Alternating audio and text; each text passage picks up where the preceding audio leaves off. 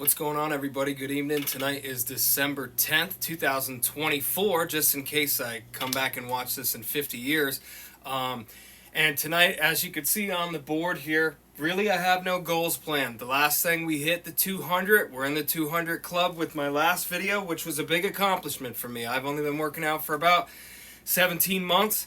So from going from being absolutely crushed by 135 pounds, which is what my warm-up is now, to being able to bench 200 with no spotter is a huge accomplishment. And it's only a testament to God's good graces and the strength that He gives men. And I want to start this off with one of my favorite verses. It's Galatians 6:2.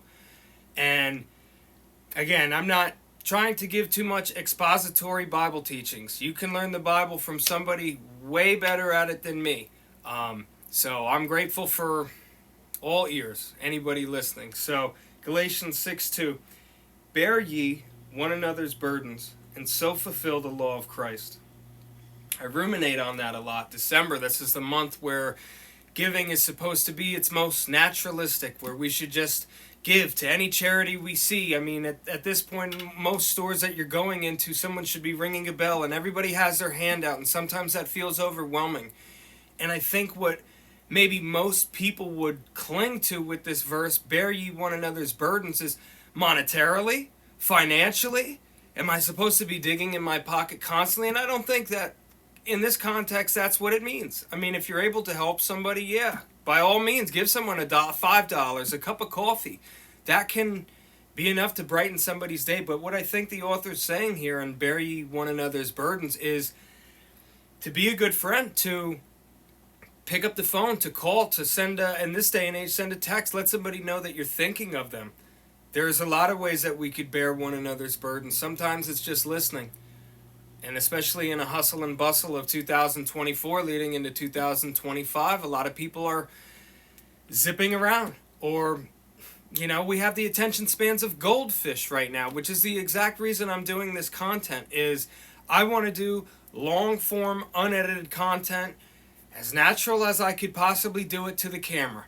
I'm only going to the only way to get to Carnegie Hall is by practice. And this is me practicing. So I'm very grateful for anybody that's listening to me. Now I want to get into some more stuff with this verse, but we got to hit our warm-up here. So let's get the blood flowing.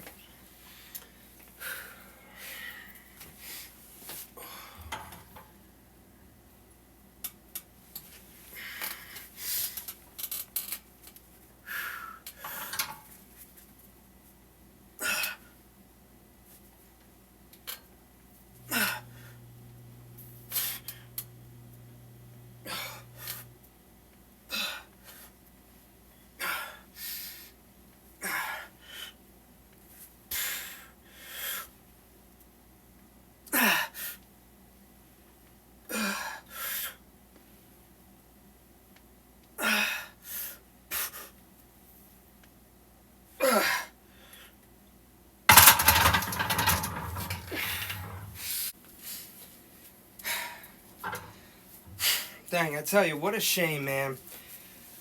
I must have hit the wrong button on the dang camera. I did another set. I did 155, which is my body weight. And I was speaking to the camera, and of course none of that recorded. So like I say, this is all beta testing anyways of making content. So we're at 185. And I'm just hoping for 3 on that. I'm not trying to go crazy because I got some camera equipment floating around, a couple lights set up here, so I don't have any crash pads. To be honest, I'm going in this where failure is not an option. These weights have to be lifted up. I'm not dumping these plates tonight. So I have to reiterate what I just said because I didn't record it. Such is life, so hopefully I could say it a little bit better. But while I was thinking on Galatians 6:2 and bearing one another's burdens of, even going far back of when I was a kid, and if my mom goes grocery shopping, she pulls in the driveway, the way that I bear her burden is I take as many bags of groceries as I can. It's natural for a man to want to snatch up as many bags of groceries and bring them in on the first shot anyways. But on the same side, or rather on the other side of the coin with that, my mom bears the burden on behalf of the family by going grocery shopping. As a kid, I never was forced into the grocery store. They never sent me there with a credit card and made me pick up everything and bring it back and cook. And they bore that burden for me. And there's little instances where I can think of how I helped other people. And it might not be anything big, but that's what's Christ-like. It doesn't have to be big. Man, I often think of the last time I was in New York City and we were walking through the Port Authority. And New York City, God bless it, that place is hell on earth. Beautiful city, but sometimes the horrible things that you have to see on the street and just walk past, it's hard to endure. And my heart goes out to those people. And this is just a thought that lives in my head of a homeless guy that I saw walking, maybe like 40 yards from us, and his pants are falling down. He has no belt, he has no shoes on, no nothing, just walking around this big bus terminal. And I thought for just the slightest second of like, I should take my belt off right now and give it to him. And of course I didn't. We're just not the same size. I'm like a size 31 waist. It just, for many reasons, it wouldn't have worked. And I think about that quite often. Not that I live with regret, but that I think that was placed there on a reason to open my eyes of once the veil has been lifted. I can't go into New York City and walk around the streets the same way. It's impossible because my heart goes out to the homeless. I might not have $1 million to give to everybody I see, and I might not know their name, but it doesn't matter because Jesus Christ knows every single hair on their head. And I often pray like that, Lord, though I don't know their name, you do. You know every single thing about this person. So to just anybody facing homelessness and facing a crisis right now, doesn't matter if I know your name. Jesus knows your name. And he has not left you alone. You are not alone in this fight. And I pray that I am not alone under this 185 pounds. We got to get it up 3 times right now.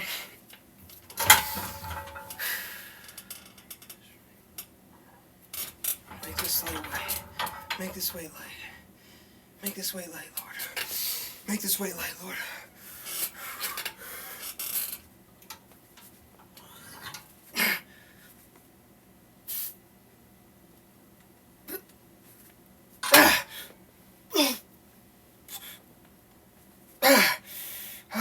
I can't do a third. I get crushed under it. I gotta hold it.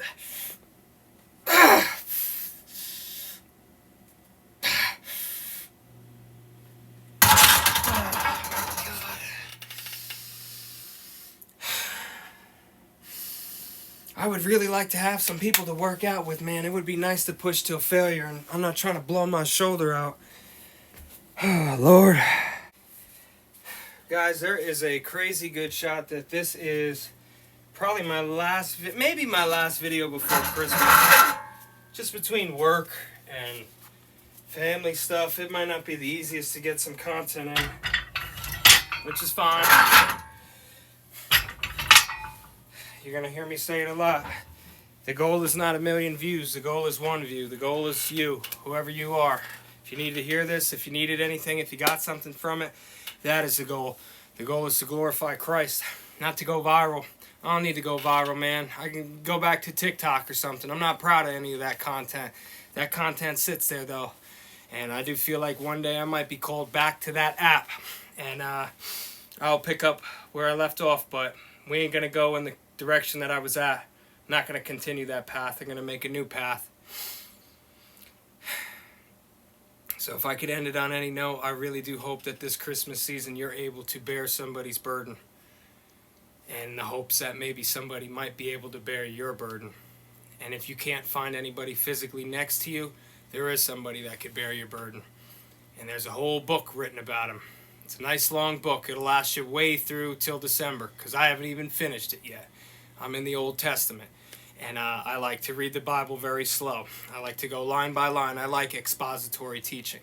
And that helps me explain it better. When I can really grasp something and understand it, then I can explain it in a much more approachable manner. Because I know the Bible is dense. But in that density, that's the best. That's the pearl of the oyster. So you have to go through it. And I just hope that anything that I say will one day lead you further to reading the Bible on your own path. So to finish this out, We're going to bump it back down from 185 to 135. Let's try and rip this as many times till failure, till the cows come home. God bless you guys. Merry Christmas. Have an absolutely wonderful holiday with your family. And if you got nothing better to do, get in the gym. Stop waiting until New Year's.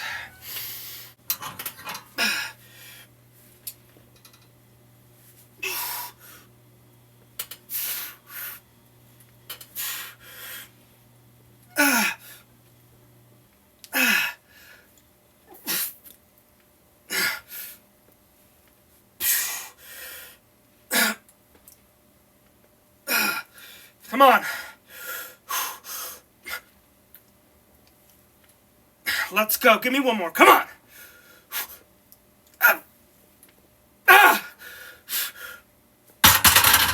Oh my goodness. I'm going to do my incline bench, but I'll see you guys on the next video. Peace be with you.